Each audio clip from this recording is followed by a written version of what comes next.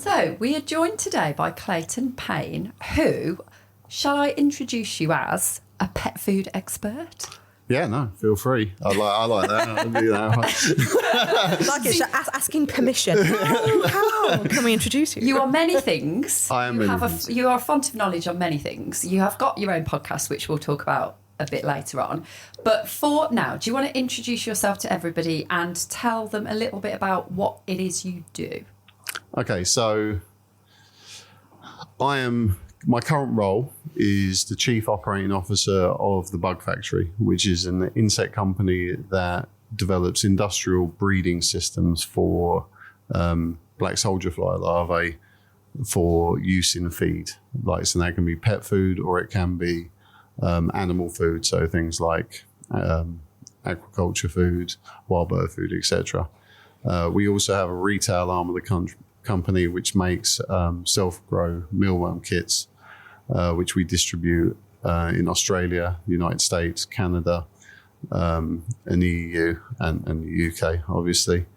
And we're partnered with really big retail chains in America, such as Chewy, Petco, and Tractor Supply. At the moment, I'm kind of what I consider pet industry adjacent, but I'm someone who's been in the pet industry my whole life. My parents had a pet shop. I grew up in a pet shop in the Old Kent Road in London. I worked for a dog food company when I left school. I then set up a distribution business with a friend of mine, which we ran for nearly 25 years, starting from a small warehouse out the back of a shop. And sort of when we sold it, we had a revenue of over 4 million a year, supplying hundreds of B2B accounts across the UK and Ireland. And that company was Dobbyman, wasn't it? Dobbyman, yeah. So you were one of my customers. I was one of your customers. You were. And your chews were amazing because they were very different from what else you could buy from, your general suppliers. Yeah, so we tried to be different. We tried to innovate in the sector because if I take you back to when I first started, we were just selling rabbit food, peanuts, wild bird food, bones, ears.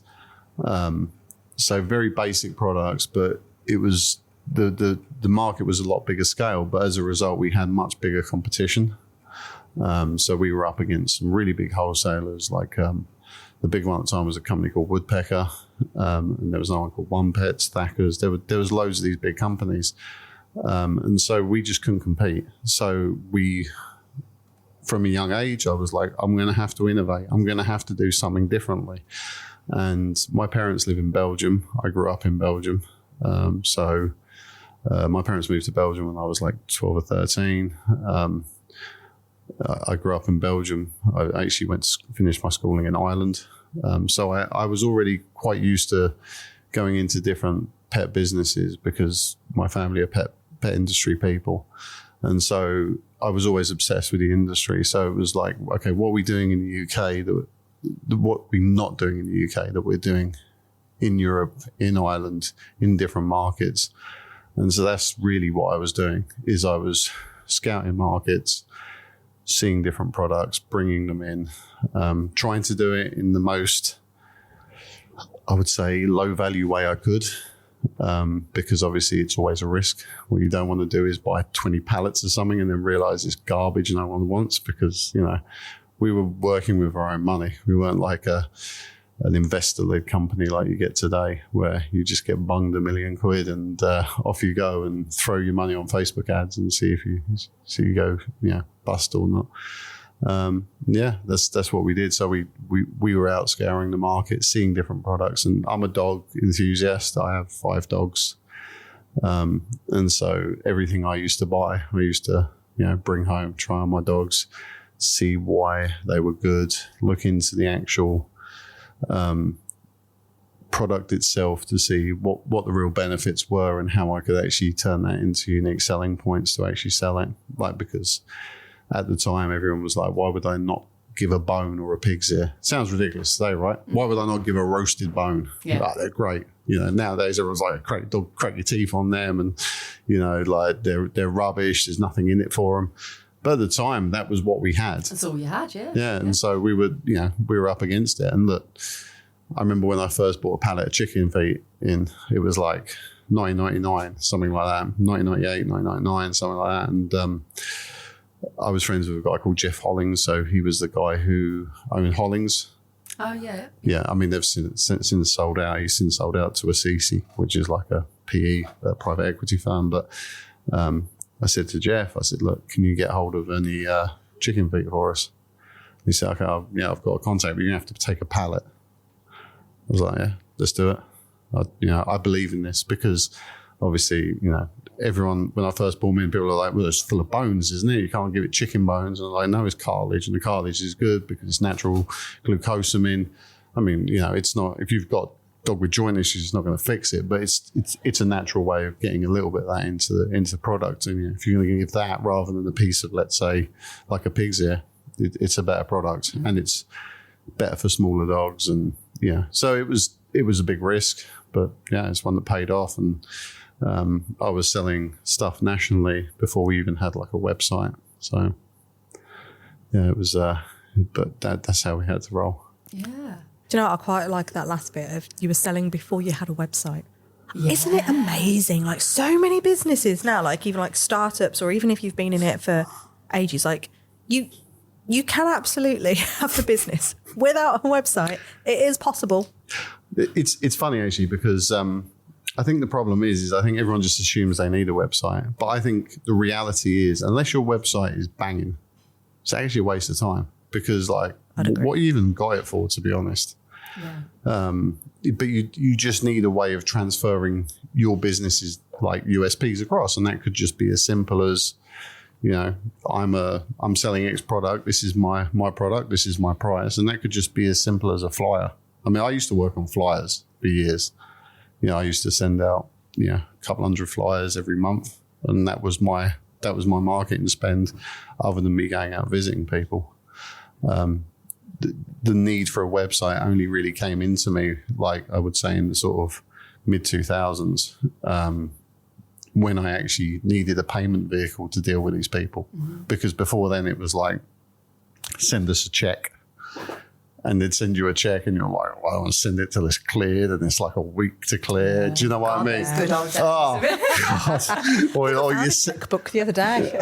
I still use a checkbook for my raw food supplier is cash and carry. So really? That's the only reason I use a checkbook. I don't think I've seen a check in years now at this point, to be honest. As if you still use a check. Yeah, well, it's not even you, is it? If you look through the stubs, it's just like the same as TPMS all the way through. Why? I know, yeah. Because I've never I can't bother to go and get cash out, so I just use a checkbook. Yeah. Traveller's checks. That's what they should bring back. Traveller's checks. Oh my God. Traveller's them traveller's checks. But this is like, although we're talking about a product-based, business here, there are a lot of transferables when it comes to services, because something that's standing out when you're talking, we were doing a little bit of a chat before we started this podcast as well, is the USP bit. And that's the bit where it's get creative. It's like if you keep doing things in the same way, you're going to get left behind. And I think this is the big thing that people are going to take away from this chat with you today, is that we want people to start thinking a bit outside the box, have a little bit of innovation and diversification, and go, do you know what? Is that what works now? Is that really the same as what was working then? Probably not. Sure, maybe that's even why people are struggling now, because we're still, certainly in the training industry, we're still doing what we were doing like 20 years ago. Yeah. Look, it's the same offering all the time. You have to continuously move. And like I say, one thing I've always said in business, and one thing I always say to my customers is look at where you're going to be in 5 years' time, because if you're in the same spot in 5 years' time as you are now, business is going to be significantly lower, just naturally, because you're going to get wastage. You can't think of any part of the industry which has stayed static. I mean, if you were selling 30 years ago, you were selling, let's say, classic muesli rabbit mix, for example, you had all the market because that's all people were using. Now, 30 years on, it's like less than 20% of the market, because you have like extruded rabbit mixes, you have fruity rabbit mixes, you have rabbit mixes with dandelions and all kinds of old wacky garbage in it. And like, but that's the reality, is that things keep moving. So if you're like, rabbit muesli is what I do. I don't do nothing else. No, good luck to you. Like, enjoy going down the tubes. I mean, I saw loads of business do over the years. I mean, there's one I can really think of who was like a pigeon food supplier, you know, and he was the biggest in London, biggest in the southeast. And yeah, you know, he was big on bird seeds and he was big on pigeon foods. And look, 30 odd years ago, when I was a kid in the pet shop, we sold loads of budgie mix. We'd sell a few bags of budgie mix a week and loads of budgies, loads of canaries, all this sort of stuff. And then you'd have all the pigeon fanciers come in for their pigeon food. This stuff doesn't exist anymore. I mean, how many people do you know own a budgie? No, not many. Yeah. Like, I'm trying to think about pigeon food. It's just never really occurred to me to go and assume you could buy pigeon Unless you food. visit in Trafalgar Square, do you go and buy some pigeon food? But that's not, he was actually my customer. Bernard, his name was. Right. But he was my customer. And like, he used to take, in the summer, he used to take tons of pigeon food. And then when Ken Livingstone became mayor of London, he decided he didn't want a pigeon food stand on, even though this has been in his family for generations and generations and generations. He said he didn't want a pigeon food stand on Trafalgar Square because he wanted to move most of the pigeons off. So he paid him off for his business. Wow. And shut him down. But I lost all the work. I mean, I'd supplied him for a bit afterwards because there was he had to gradually feed them, so otherwise they were like starving to death and just dropping dead in Trafalgar Square. But, yeah. But again, that was a considerable part of my business. I was selling tons and tons of pigeon food to one guy. Overnight, that part of the business was gone. But that's how business works. So that's why you need to always be looking at, okay, today I'm doing this. It's superb. But your customers will, you know, like, you know, if you've got a dog feeding, if I'm sell your dog a dog food, your dog is going to at some point either want to change its dog food or it's going to, let's say, you know, pass away, or the owner might pass away. Mm-hmm. You need a continuous flow. And if we look at, let's say, the dog food market even, you know, 20 years ago, James Wellbeloved and Royal Canin were like the creme de la creme of dog foods. Who thinks that now? Yeah. Because now we're obsessed with meat content. We're obsessed with, you know, there's the raw food thing has like blown up, you know, but then go back to the 80s, raw food was massive in the 80s. It's gone full circle, hasn't it? Yeah, and it died a death and like nearly everyone got rid of their freezers and now everyone's back on raw food. And, you know, that sort of era of kibble and, you know, Arden Grange being whatever, and Arden Grange have just released a load of products which are higher meat content because they've fallen behind the curve. Yeah. But, you know, good luck with that. You were late to the party now on this next thing. So you've always got to be the innovator if you want to be successful. I mean, you can grab onto everyone's like, you know, coattails and you might make a living, but it makes it a lot more difficult.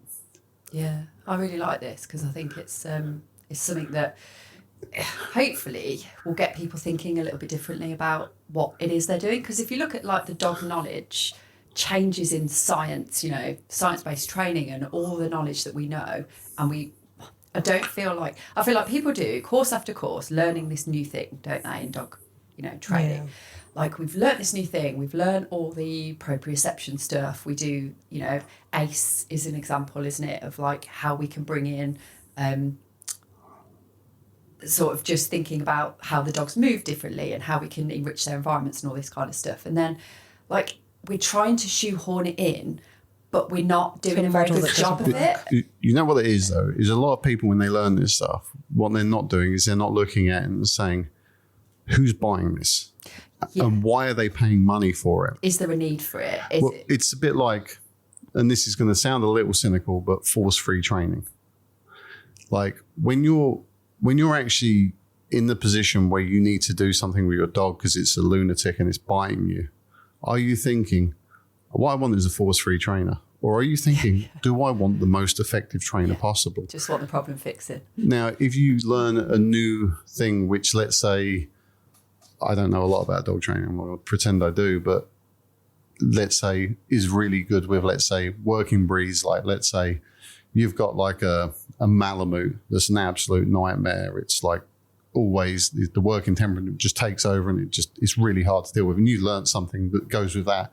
You can sell that because you can say, look, this particular structure is aimed at working breeds like Alaskan Malamutes.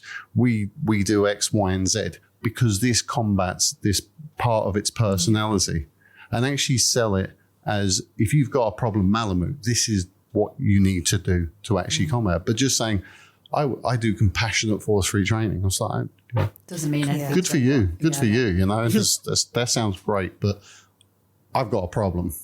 You know, it's like having a lovely mechanic. You know, what I want is a mechanic who can fix my car because my car's broken down, not one who's like makes me a nice cup of tea and has a chat. You know. Yeah. Do you know what? It is interesting because there's, well, you've seen it, even if you don't necessarily are in that training. It's so, it's vile. It's a vile place to hang out at the moment. But there is this idea that if we're going down the label route, that the balance trainers seem to be doing better from a business standpoint than the positive trainers in the force-free community. And I genuinely believe that's linked with what you've just said there. Because if we're going down that route of, we're force-free, we're doing all this, but we're not connecting with the problem. Whereas arguably, I don't see balance trainers going out there, and we work with balance trainers as well, and I don't see any of them going out and going, oh, we use XYZ, that's why you need to come and work with us. It's like, well, they're not coming at it like that. They're just actually focusing on the problem. I'll give you an example in product. Sustainability, right? For example, everyone gets excited about sustainability, but it doesn't sell product. Yeah. It's second or third on the buying decision. Yeah. When you buy a dog food and you change your dog food, for example, you're looking at, I've got a dog that's got, let's say, loose poos, for example, or my dog's got like bad joints, or my dog's old and he kind of needs an immune boost or something like this. What you're not thinking is, how can I be more sustainable? Look, everyone likes sustainability. Everyone likes the idea of it. I like the idea of force-free, compassionate training. But if I've got a problem that needs solving, that's like second or third on my buying decisions. So if you are a force-free trainer, it's much more important to say, my methods work for this reason. This is what I deal with. This is what I specialize, niche into that. I'm great with working, let's say, medium to large working breeds because I use this particular method, than actually going, I'm a force-free trainer, because I'm sorry, it doesn't make me part with my money. Yeah, it doesn't land, does it? It doesn't actually talk to the person. And a lot of what we talk about actually quite a lot is the jargon that goes with it as well, because it's like force-free. Does anybody even know what that means? Ethical, all this stuff which is sort of said, and it's like, we know, from our hearts we believe it, right? So we're like, this is what I feel, this is my passion, great. But is that what the owner's feeling as well? But like you said, I love that way you've just put that, because it's so true. I just want the bloody problem fixing with my dog, really. Can you do it? I think the problem is you have to change your mentality from a mentality of what do I like to what makes my customer part with their money, combined with what I like, because you're not selling to yourself. And even if you were, a lot of people, look, there's a company at the moment, funnily enough, and I won't mention names because it could be a little bit embarrassing, but they're selling a freeze-dried dog food, and they're struggling to sell it because the price is high and blah, blah, blah. And the person who is selling the product is a raw feeder. But it just logistically, it seemed easier to do a freeze-dried product. What are you doing? Do you know what I mean? Sell what you believe in. Yeah. Because if you believe in something, if you let's say you're a trainer and you're a force-free trainer, and you're selling your services, sell why you're so good. Don't try and anticipate that your point of difference is force-free, because that's not what people are actually looking for. What they're looking for is your effectiveness on the job. Yeah.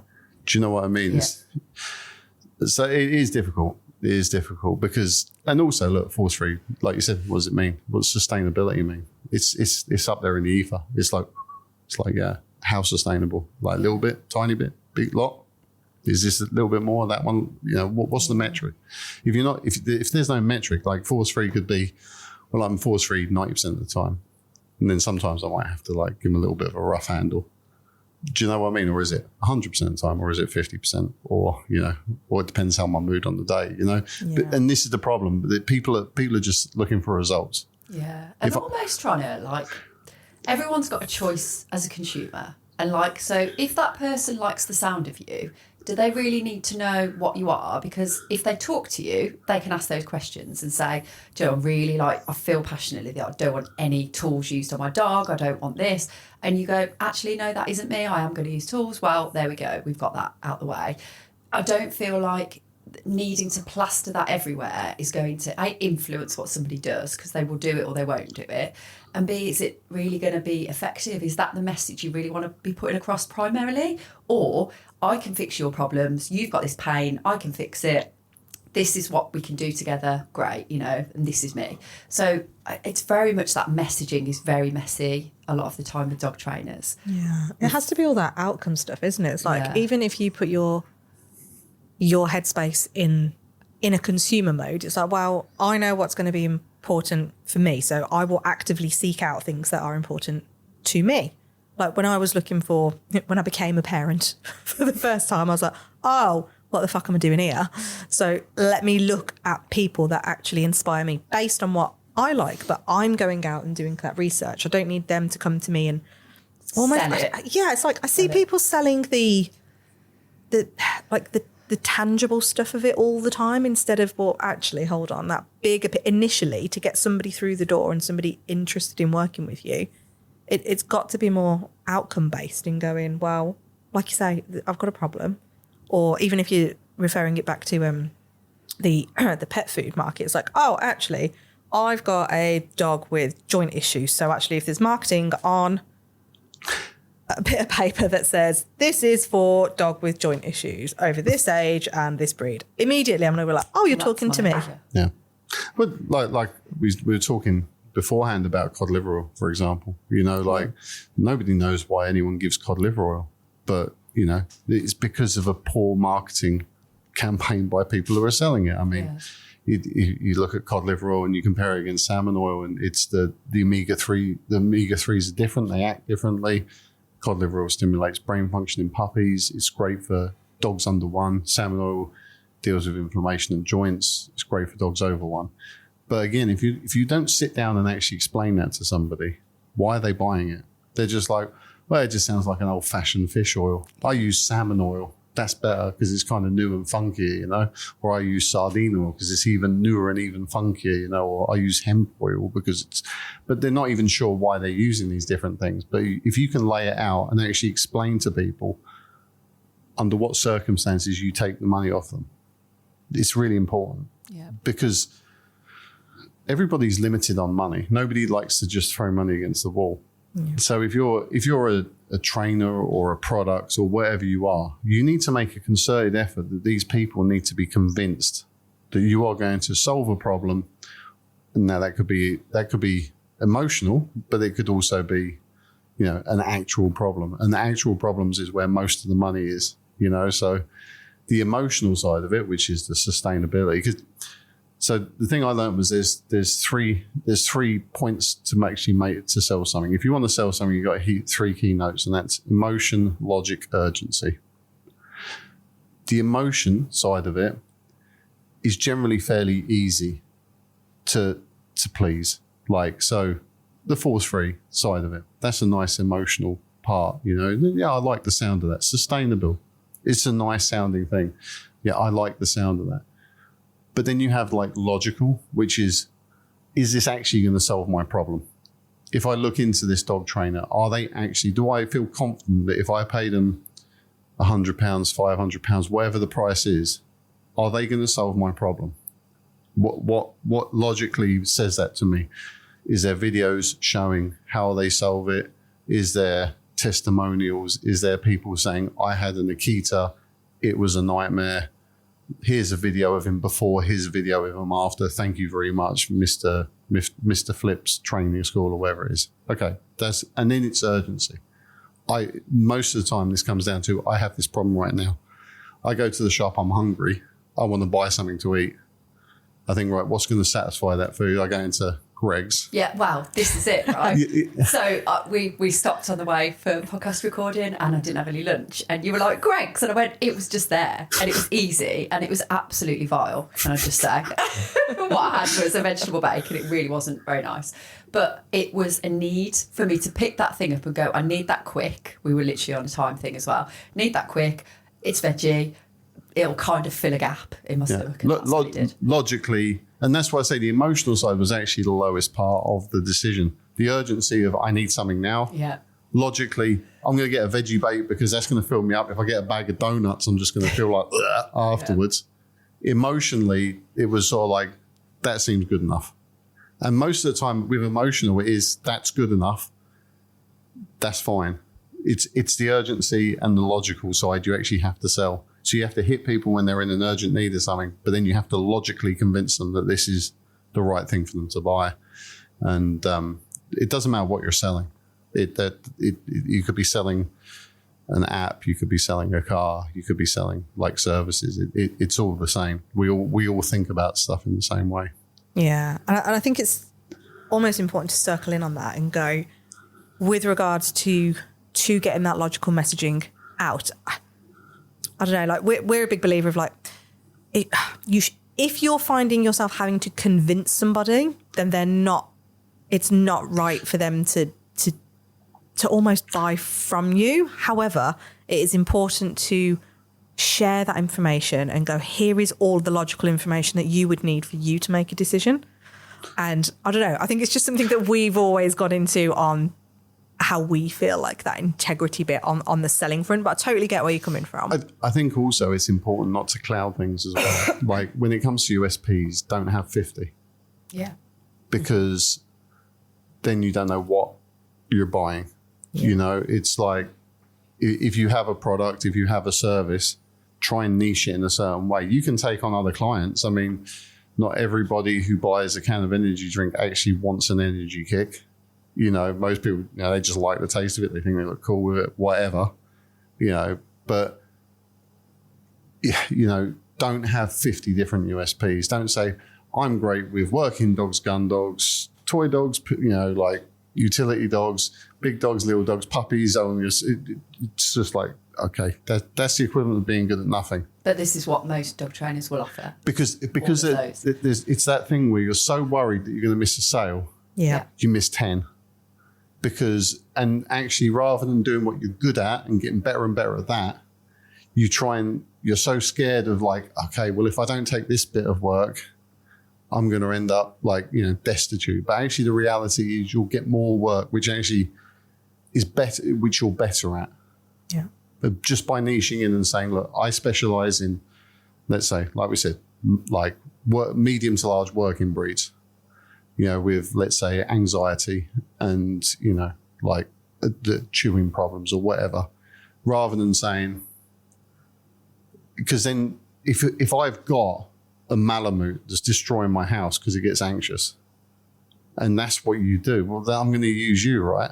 Yeah. I'm not going to use the guy who's like, I deal with everyone, man. I can do everything. Big dogs, little dogs. Look at this Chihuahua. I trained him to jump through a hoop. Do you know what I mean? It's like, why would I use that person? This person is what I need. And there is enough work out there for everyone. Yeah. Oh, but it's just so much. But it's by bringing the people. And that's not saying if someone comes with you a Chihuahua and they want to jump through a hoop, you can't take that work. It's just that you've got to pitch somewhere. Yeah. There is this innate fear, isn't there? And I do actually remember having these thoughts when I'd not long started in the industry, and I was like, and I now know it's because I didn't have that underpinning strategy to go, right, who am I targeting? Where are they coming from? Where am I putting my efforts to actually bring people into the business, like that whole sales machine? So it was very much reliant on, because it felt like slim pickings because I'm waiting for people to come to me. As soon as a call came in, I'm like, pitch fest, I do this and I do that, and I've been doing it for so long, and I was trained by so-and-so, and this is literally how I would pitch someone, and it's so cringeworthy. It's like, I was doing this. Oh, if you research this person, you can go and find all about them, and that's who I learnt under. And I'm like, well, that fills somebody with the utmost of confidence, Drives doesn't it? someone away. To go, It's too much. oh, but it does it. But it comes from that place of, because I'm not getting those consistent leads in, I cannot afford to turn everybody down, and I think that's where this mindset comes in of, well, if I'm going to niche and put my expertise into those like northern breeds, because I did contemplate doing this with my huskies because it's unusual. I was like, I could be like the husky specialist, but instead I was like, oh, but how many people are realistically going to ring me about huskies? But look at all these Labradors that are near to my house and all these Frenchies and all of this and all of that. And I was like, oh, I'm going to lose business if I just wait for my one special breed that's out there. And that was the fear, but it's because I didn't have that sales engine, that strategy machine to go, this is what I'm good at and this is how I'm going to target everything. I think that's the problem with most people, though, is like when it comes to business, you need to have so many different hats you wear. Yeah. That it's very hard. Like, it's one thing to be a great trainer. It's another thing to be a good business person. It's another thing to be a good marketer. Yeah. And it's so hard to actually combine all these things. Yeah. And look, product is the same. Like, there's so many companies with great products who have really bad distribution, or, really bad marketing, or the packaging is terrible, or, the sales rep they employ are useless. Like, it's just there's so many different things you can fall down on to actually like get to, like, let's say your potential, top end of where your business can be. But it's also about just not making like rookie mistakes as well, I think. And I think that's just comes from listening to people who can give you a little bit of advice. And also just looking inside yourself and putting yourself in the side, just imagining you're a next door neighbor, and what would they buy under those circumstances? And actually say, well, if I was looking as my next door neighbor for a dog trainer, and what would I actually be looking for, Yeah. Because I think a lot of people, they don't take themselves out of the scenario. They just like to hear their own, they call it the mum test, don't they? They talk to their mum and say, is this a good idea, mum? And they're like, that is wonderful, darling. You're going to do so well. And they go, oh, well, mum, this is great. And all my friends think it's fabulous. Got validation then. I mean, My kids are never going to have that. No, you're going to be brutal. You're going to be so brutal. I feel sorry for your kids, actually. Clay actually came over to me the other day and he's like, look, Mummy, what do you think here? But he's got obsessed with these Hot Wheels tracks. He's going to be 5 next week. He was only little. And he was doing all of this and he's like, what do you think? What do you think? And I was like, well, it's awesome, but that could be a little bit better. So how can we tweak this? But he went back and he fixed it, and then it was a million times better. So I'm like, so I was like, maybe I failed the mum test. nah. Oh God, I've lost my throat. One of them. What I wanted to ask you actually, Clayton, was with those wise words that you're coming out with, right? And they are. Is that as a result of mistakes you've made and you've learned, or were you given some advice about it and you didn't make the mistakes? Like, where's that coming I have made so many mistakes, man, like so many. And like, I think it is like, there's a combination of words and experience. And look, I've learned a lot from other people. Like, growing up, I learned to be a good sales rep by watching other sales reps. Like there's a guy called Jim Maloney who was at Nutro, and then he set up Bargain Heads and he sold out. He's now working with Procuro, but I used to watch him as a kid, 17-year-old, 16-year-old boy in the pet shop, and he would talk to even me like in the same way he would talk to the owner, and bringing a bag of donuts, be super nice, and you learn from different people, different strategies. And another friend of mine who owns a pet shop, like I watched him selling, like how he talks to customers, how he understands it. But look, I'd always keep myself, even if I was wholesaling and B2B, if I could do crufts. So I had a customer who used to do crufts with natural dog trees. I'd go and work on his stand because I want to know what people are saying on the sharp end. And it's really important not to actually divorce yourself from that, because a lot of people in business they gradually get further and further and further away from the sharp end of where you are, where you should be. Do they lose sight of what sells and what doesn't, and why something sells? They're just used to people saying, "Oh, it's wonderful, congratulations, that's a fantastic product, sir." But yeah, I've made loads of mistakes too, like tons. Like I think it's normal. I was always of the mind that I would throw any idea against the wall, and some of the ideas I didn't throw against the wall because I was like, nah, that's not going to work. And they've turned into, I mean, look, antlers, for example. I looked at them when they first come out. I saw them before they got big, and I was like, there is no way I'm buying them. Why would you give your dog an antler? It's just like a hard rock. Yeah. I've always thought I've never understood it. I don't. My dogs don't. I bought them. Anyway. I still bought them. They're just a trip hazard. I didn't see it. I couldn't see it. Like I was like, it doesn't smell of anything. I don't, What's enticing it? And then people are like, yeah, you can spread peanut butter. And it's like, I could spread peanut butter on the brick. Do you know what I mean? But it's like, okay. But it was like, true. So I didn't buy it. And then it was like, I was wrong. And I've bought other stuff and thought this is going to be the best stuff ever. I remember buying a load of fat balls, and I got them infused with like insect and berry and all these different flavors. Didn't sell. No, everyone was like, I just want fat balls. I ended up selling them for less than the price of normal fat balls, and they cost me more, But you make mistakes. You in your head, you think people are buying this for a certain reason. You're wrong. You take the L and you move on. Yeah. As long as you don't have to tie up loads, there's risks worth taking and risks that aren't worth taking. If you can risk small continuously, like little gambles here and there, and it's not going to hurt your business, then you can do them and see if it runs.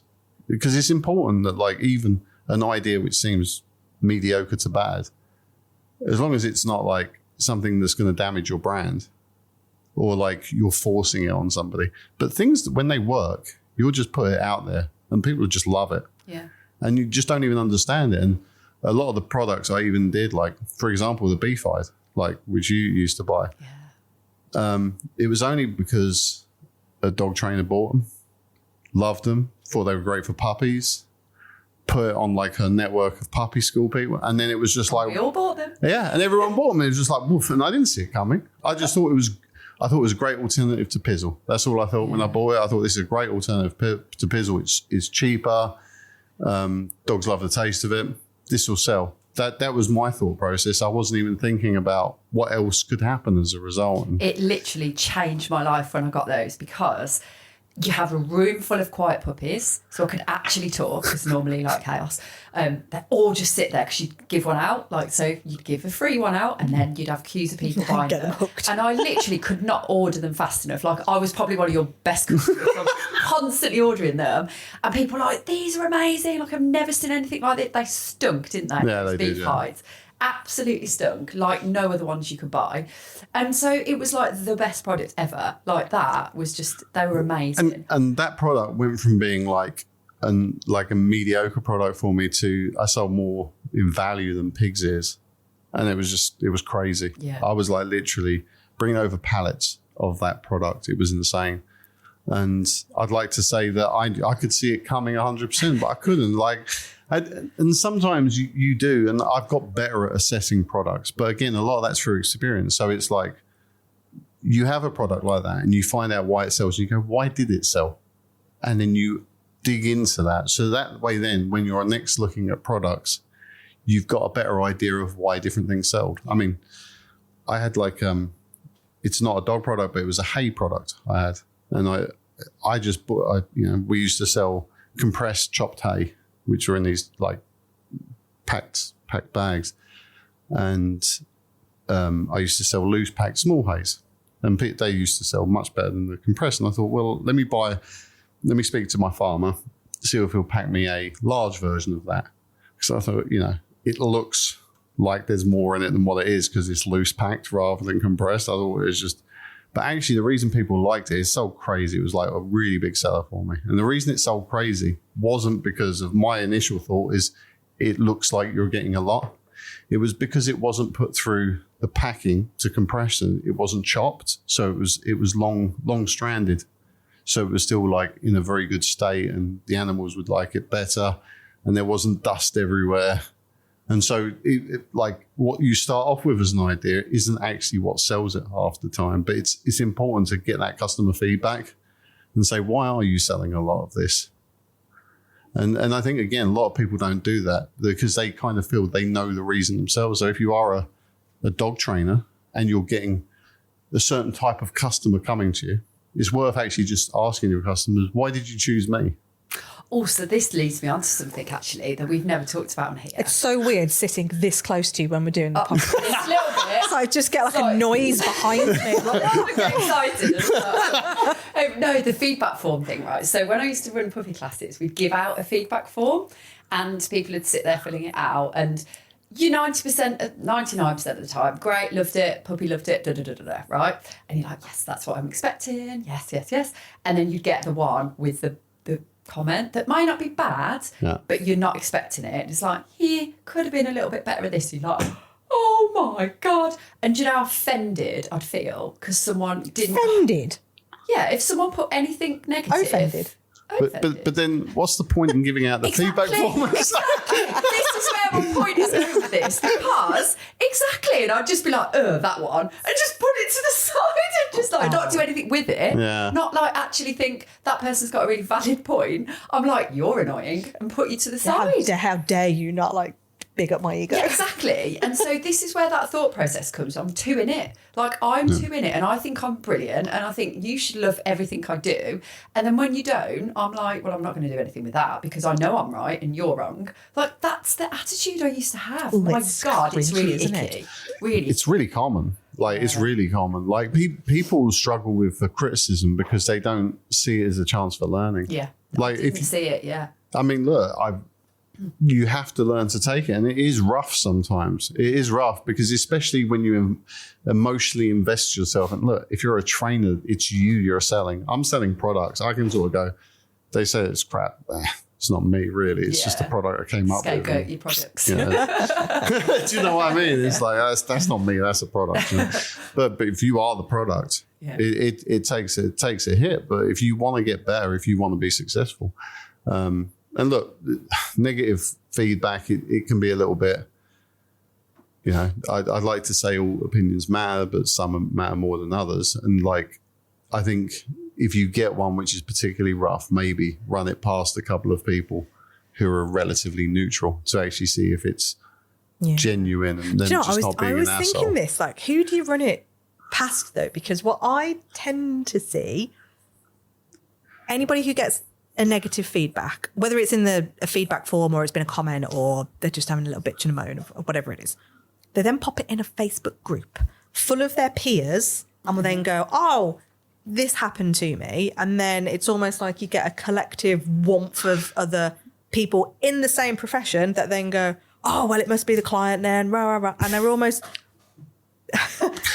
bigging you up. But do you know what I mean? Like, it's almost that validation of it's the right thing to do. Validation is exactly the word I'm looking for. But I think internet groups are a bit like that, because with internet groups, you'll either get like, everyone will like dive onto an opinion. Yeah. And it's like, we stand with you, or like, you know, or you are like saying, I think it's important to have one or two people around you who can actually assess fairly. And look, that's not easy. If you don't have those people around you, it's difficult. But this is where mentors come in, though. This is where people who've been there, done it, made the mistakes can actually go, like, do you know what? And that's why we love ours, because they go, we're nothing to do with your business, like your industry. We know nothing about it. However, from a business perspective, you've got to consider this. Like, this might not be right for your client, and that service might not be right.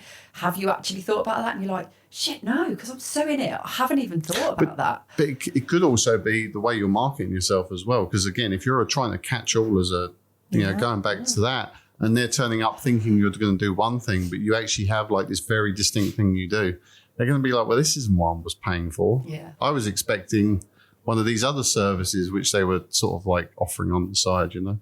So, yeah, it's important.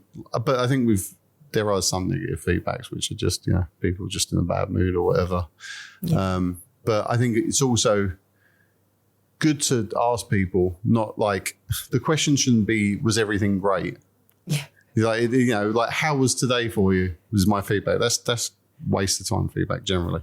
in my opinion. It should be, why did you come in the first place? And how did you find me? And why did you choose me? Yeah. Because that's a really important thing for you getting future leads. Yeah. Because that's what we need to be producing all the time. And like actually saying, if it was just like, you know, I Googled you, like, or it could be recommendations, or it could be a Facebook site, or it could be like an advert you put somewhere, who knows? But like try and lean into those ways of getting, because if you're getting a lot of leads from a certain direction and for a certain reason, you need to lead into that, you know. Or I saw your video where you stopped a Malamute from biting a donkey or something, you know. But do you know what I mean? And like say, well, okay, I'll do more videos like that. I worked with a husky that was biting a donkey. Oh, really? I just want to say that. They have that face. They have that face, donkeys. You know? Just escaping out the garden and getting to this donkey and biting its nose. They kept forgetting to. Sorry, this is really off topic, but they kept forgetting to shut the gate. What? I know. Sorry, that just reminded me. I was thinking that's the most randomest example to come out with, and then you actually just I could feel it. I could feel it in the waters. I could feel it was there. So I wanted to circle back to actually that you mentioned earlier about risk taking and like doing little risk taking. So we do a lot of this in both of our businesses, like the training business and K&R Business Academy. God, we wouldn't be here if we didn't risk take. But we almost like, we call it like testing out things. So we'll test this and we'll test that. Now, I wish that dog trainers or dog professionals would test more, because that's where there's an element of risk. Like you say, little risks or little bits of testing doesn't mean that you're bound by that forever. And I think if people can start looking at that a little bit differently, there is no niche police. There is no like you've got to do that once you put it out there, because people won't remember unless you keep telling people the same thing over and over again. They're not going to remember if you put a couple of posts out and then you change your mind. So like, I think that's a really important thing, isn't it? Is to go. It's not committal. Like you don't have to do that forever. You can try it. If it doesn't work, try it, like change it back, or try and change it in a slightly different way. So for example, if I had a new product, what I'd quite often do would be to buy like the absolute MOQ, like minimum MOQ. And like, let's say, even if the price, let's say, meant I made no money on it, like I buy in, let's say, the absolute MOQ, I sell it for what I pay for it, because I know that if I then place another order, the next order I'll have in will be at profit, and then send it out to people I trust, a variation of businesses, see how they get on with it. It's not tying me up. I'm doing it with people I have a good relationship with anyway. And I'm saying to them, look, these are some new products I was thinking of like doing. Stick them in the store, try them out on your own dogs, just see what you think. I kind of like it, but you know, I'm sometimes right, sometimes wrong. And I think like just having that, because it's always more risky when, like, if you have no business, it's a different thing. But if you're already like doing okay, but you could do with being a bit busier, just having like little risks where you just try things and say, well, let's give this a little whirl, see if anyone bites, see what the interest is in it. Because a lot of the time, like I say, you do things and you're not even sure why they work as well as they do. Because as much as I'm good at assessing products now, I'll still get it wrong. I'll still like look and go, this product's going to be great for X, Y, and Z reason. And then someone else will just come in and go, I want loads of those because of some completely different reason, you know? But because you had like a vision of how it was going to sell, it doesn't mean that, there's no other reason it could sell. So just having like little gambles is so important. Yeah. We did this recently with... we had some clients we've been working with for a while in the dog training, and they were not seeing the progress. Well, we weren't seeing the progress, but they weren't necessarily getting the progress they hoped for. And we'd gone through all the stuff and there was nothing, I don't think there was anything that we'd missed particularly, but what we could see is time was a problem for them. So what we created was some like trained for you programs for them. Like they all varied, like in time, they varied like the intensity, they varied like a little bit. Each client was bespoke, like the program we put together. But we saw the gap and we were like, let's just position it. Like if they don't take it up, it's fine. And they all took it up, didn't they? Yeah. And they were all like, yeah, do you know what? Like, that's amazing. We would love you to do the work for us. And we were like, okay, if we can do it, we'll do it. And there's that testing bit, because they could turn around and go, no, we don't need that. Well, that's fine, because we haven't put it out to the world. We've just put it out to the people that we trust, and they trust us. And actually, it was a gamble that paid off, because we got all of those clients. And I think to kind of add into that as well, that we were talking to people that already knew us, already liked us, already trusted us. And I think, because I've heard advice like this, and I give advice like this as well. And over the years, I've gone, oh, of course that makes so much bloody sense, that if I just ask people what they want, or ask people what they think, then I'm going to get that information, and then I can actually do something with it. And then I'd turn to Facebook or whatever social media, but for me it was Facebook, and I would put a post on going, thinking of doing this. What do you think? And it's like, crickets, because I've got no audience. Or the people that I'm talking to are not my audience, because they're my friends and family that I've asked to like and follow my page, so it looks good and all of this. So it's almost like that double-edged sword of, yes, 100%, you need to be talking to people, you need to be, but you've also got to be doing that work in the background to build that audience, to build the people that are going to be in your network, because then that is where you get that feedback. Yeah. So it's a bit of a challenge, really, isn't it? Because like I say, I've definitely been there where I've heard all of this advice, but then I've got no audience to talk to. I mean, like one way, let's say if you're offering services, is just to offer like, a potential wait list or something like that, and say, knock it down the road a few months and say, like, if you were doing puppy classes at, I don't know, the local village hall, just put up a thing saying, we're planning on doing puppy classes at the local village hall, starting in October. Please register. Thing that we're only going to be taking on 20 people. The spaces are going to be limited, so if you could register now, your interest. You don't have to put any money down to register. Just send us your details. Yeah, I love that. And then in the 3 months, if you can't get those 20 people in the 3 months, so again, create the urgency by limiting it. Yeah. But if you can't get those 20 people in the 3 months, and you've put it in your local village hall, you've put it on Facebook, you've spoken to the local pet store, you've spoken to then maybe it's not a goer. Maybe there's no demand in the market for it, or maybe there is, and maybe it's just the wrong time. But you can always increase that time and say, well, it's not going to be October now, it's going to be March, or do you know what I mean? Yeah. Until you actually then get enough people to make it worthwhile. And look, things can happen.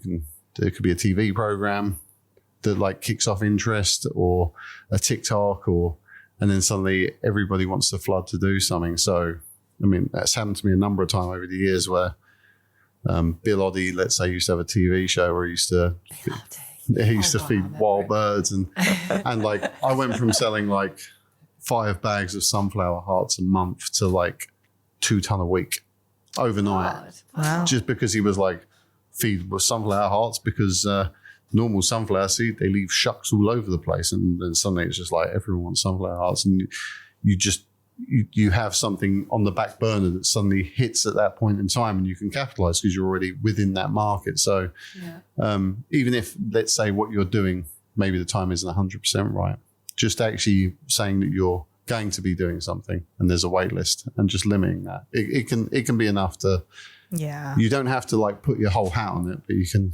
it just opens the door for people. Yeah, I love doing that approach, because like you say, it comes across as a bit more committal, rather than asking the ether of people out there going, what do you think? And it's like, well, don't really have the full context. I may not be your target audience, and you should never ask like what in that way anyway. But yeah, like that is brilliant, because then you just go, look, this thing's coming. Are you interested? Yes or no. If you get bites, awesome. Then you start to go and create. Don't do, and we see this a lot, don't we? When people create courses and everything like this. It's like, oh, I'm just going to spend a fuck ton of time now creating a course. Then I'm going to try and sell it. It's like, why? Don't know if there's a need for it. Don't know if it's ever going to sell. Don't know. I haven't got an audience, but I'm going to create this thing. Take loads of time, loads of money, and then crickets, because no one knows about it and no one needs it, maybe. Well, or like, and again, it's the urgency thing as well. I mean, if it's like, if you've got that course and I can get it whenever and you're not exactly selling it well, maybe I might buy it off you at some point. But or is it the positioning of it? It's not been positioned the right way. There's not value in it because you've not given the value in it. People don't really understand what they're going to get from the course. If you can say to somebody, look, I'm going to teach you to be a dog trainer that has a specialization in this, and this has, you could earn X amount of money per week by doing, we reckon you could in your area do, let's say 5 to 10 hours of work a month on this, and that will generate X amount of extra revenue just by you learning these skills. The course cost is X. You will have that paid off by X. We're limiting it to one person per wider postcode region. So if you're in a BB postcode, sorry, someone from BB2's had that. Can't serve you with this course because I'm limiting my course to certain areas. Do you know, there's a reason then for people to buy it. Yeah. Whereas if I just say, I've come up with a course, it's bloody great, do you want to buy it? It's amazing. Yeah. Good luck, Good luck selling that. Yeah. It's all these, It's amazing how I love this crossover of products and services because it's all the same. It's the same processes and everything, perceptions and everything. Yeah, and it's all about just sort of, also it's always I think when people sell things, they don't realize that if you pretend there's a lack of availability, it's that supply and demand thing. It's so for example, there's different companies who've hit the market with, let's say, dog food, and they've said, right, you're going to be our only stockist in this 5 mile radius. So everybody in the BD postcodes, it's just going to be you. If anyone wants to buy our dog food, they're coming to you. Now, no one might actually want that dog food, but for them, it's like, well, I've got this exclusivity to my area. Yeah. And so you're automatically causing this supply strangulation. And so they're thinking, well, if I sell this product to my customers, they'll have to drive 15 miles away to get it. And they're not selling it online because we're purposely keeping it off of online and this sort of stuff. It's a sales channel that goes above and beyond what the actual dog food does. Yeah. Do you know what I mean? So you can have a mediocre dog food, and these people were selling mediocre dog food in fairness, but they got great distribution as a result of this one tactic, just by sort of creating a false strangulation of the market, saying, well, we're only going to serve you. Someone else comes to us, no, thank you. I mean, then they ditched it all 5 years later and sold it to everyone, but it's but again, it was just, that was how they got their foothold. Yeah. That's it. Always trying to understand the market, isn't it? Yeah. And keeping up to date with everything, which the dog industry is not great at keeping up to date with. I think everyone's the same. I think normal pet food is the same. People get stuck in their ways. So how many people innovate truly? And how many people are just grabbing the coattails of the people who are innovating? Yeah. And by the time they grab them, they're already thinking about something else. Yeah. I mean, that happens all the time. I mean, look, I remember seeing on Dragon's Den in 4 or 5 years ago, someone saying, oh, I went to a pet store and I couldn't find natural treats for my dog. And you're like, where were you looking? Yeah. What pet store was that? Were you in a time machine that went back to the 1980s? Do you know what I mean? It's but everyone coattails on the same thing. But already, if I was setting up today, I wouldn't be selling natural treats because the market's flooded. It's it's gone as far as it can go. It's just people then fighting on price, and maybe you get some wacky thing in alligator feet or something. But no, it's a real product, real product. But you're fighting amongst, it's never going to be a big thing. So, catfish heads, or I remember one of the products I actually had which failed. And this is off subject, was a whole pig's head cooked in honey. A pig's head? A whole pig's head. In honey? Whole pig's head. Oh my God. Cooked in honey. How long did that take for a dog to eat? The problem was they could eat in a day. A day? And this was the problem. Mind you, I could see Axel doing that. And then the trouble was then they'd throw it up because it was too rich for him. Yeah. And so you'd have teeth and everything all over Yeah, because I suppose you wouldn't really want to try and take that away from the dog. How valuable. So it was head. A whole pig's head. Yeah. Oh, geez. So we canned that one. But I mean, like, the initial sales were amazing. People were like buying All like over crazy. Yeah, I can imagine. But it was just a problem. Maybe a third of a pig's head. Honey head, we called it. Honey head. Head. The honey head, yeah. Oh my god. Because we were just like, yeah, let's do it. Let's just do a whole head, rather. And it was, yeah. Oh, brilliant. Clayton, can we find out a bit about your podcast? Sure, yeah. Go on, tell us about it. What's it all about? So the podcast is called Pet Business Disruptors, and I sort of do the podcast really to try and give light to people who are doing things that are different in the industry, because it's very hard to get your stuff out there. Like we need category disruption all the time. So we need people who are actually doing something that's totally different. But the problem with category disruption is that nobody's looking for it.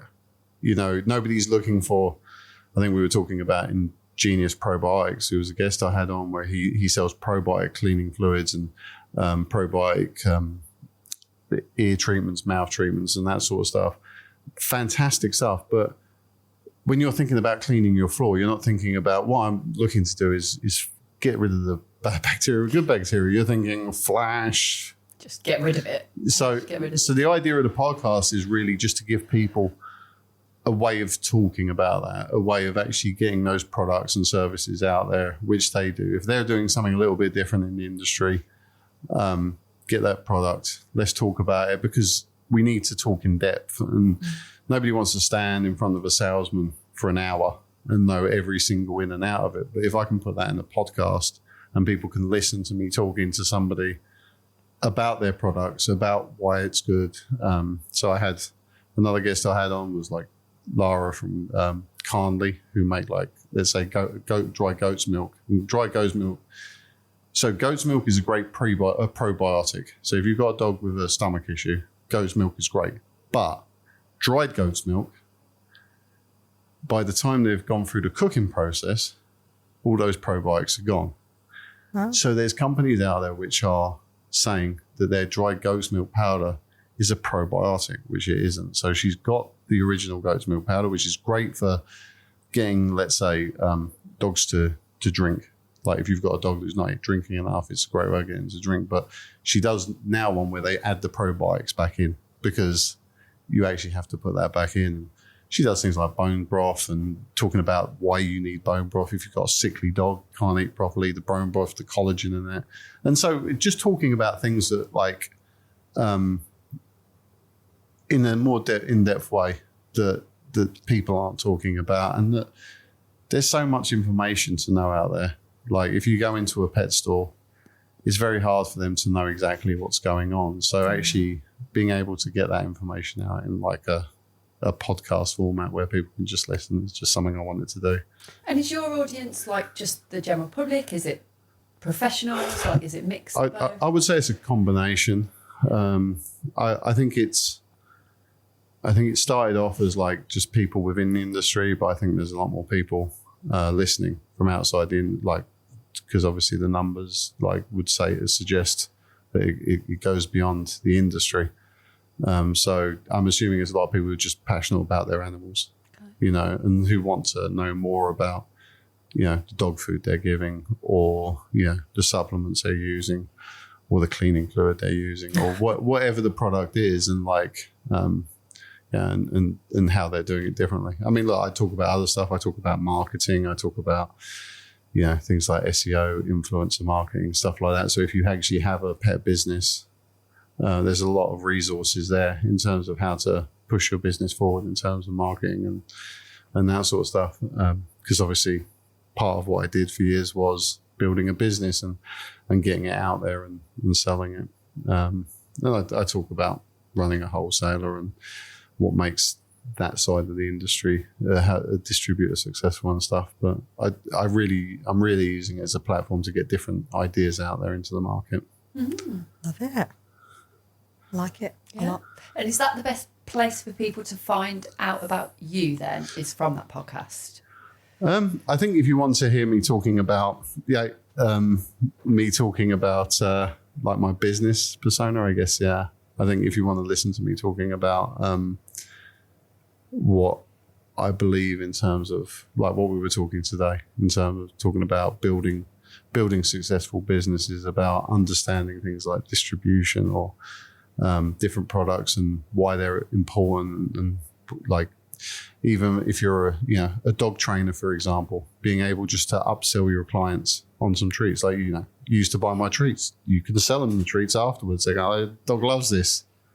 Like natural upsells you can use where, as somebody in the services sector, if you're talking to people, and you'll have more in-depth conversations than, let's say, a corporate pet store. Yeah. So you can talk to them and they can say, for example, my dog, it's got really bad allergies. I've changed the foods, but it could be environmental. And so you could say, well, change your cleaning fluid. It could be the cleaning fluid you're using, or if it is food based. I mean, I talk a lot about different allergies and, why so many dogs have got chicken based allergies, or different novel proteins that are out there on the market and the health benefits that go with those novel proteins. So, or if you're just a geek. Just like listening to all of that stuff, then Pet Business Disruptors podcast. Exactly. Get it in your ears. Yeah. Definitely. Oh, I've really enjoyed this. It has been amazing. It's been really interesting. It's nice to actually, like you say, bat it back and forth between like product and the services, and like it's all much of a muchness because it's just business. Yes. It's just selling, right? And and I think there's like people in the services, you kind of forget that you are a business and that you're there to make money. And, it's what we bang on about a whole lot. Yeah. But you can do what you love, but you're still got to get paid. But also, look, if there's, products you love as well, you can sell them.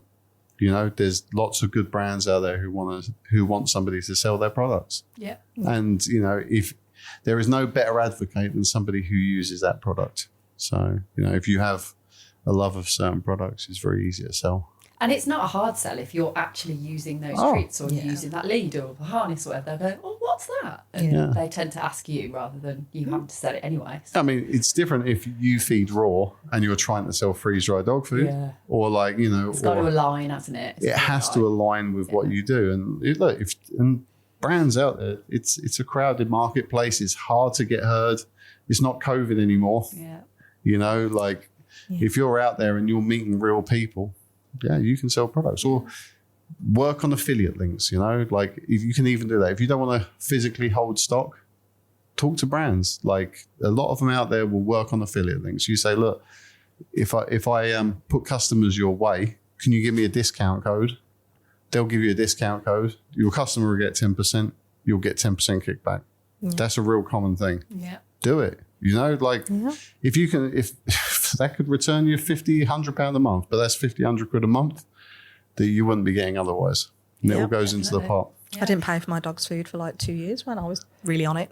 Yeah. It was great. So, because puppy school had a thing with Nature's Menu as well. So we used to get all the treats and all the food and stuff like that as well. So. Oh, really? Yeah. They were sponsored. Like they sponsored us, so it's that was quite good. But it's that thing about like with the chews, for example, in the class, I'd give one out. Like you give a free chew, they're queuing. I didn't have to sell them. No? What are those magical items? I need one. But when something's good, it sells itself. Yeah, I mean, that's why when I forget who it was from puppy school, like called me and said, you're a B2B company. You don't serve the public. Like, do you take dog trainers? I'm like, yeah, I'll take dog trainers. But, because they're using it for business purposes. Mm-hmm. Like, because I was always, and again, this is part of you can't catch everyone. I wasn't a retail company. I refused to sell retail. Yeah. And like, again, if I was selling retail, then suddenly are people going to push my products the same? And you lose a lot more than you gain. Do you know what I mean? Yeah. So it's like, but trainers were a registered pet business. So yeah, I'm all in for that. But then you'll have other wholesalers who are like, yeah, but you got to have a storefront or something like that. And it's like, I don't know. You take sales where you can, as long as it's through business people making money, rather than just somebody who's got a few German shepherds and can maybe make up an order, Yeah. Well, yeah. On that note. On that note. Yeah, thank you so much for coming along to the studio. Yeah, man. You're familiar with it anyway. I am. You do your podcast here. I only live 20 minutes away, so it's pretty convenient for me. It's all right, isn't it? Yeah. Yeah, Thank you so much. Thanks again. That's all right. No worries.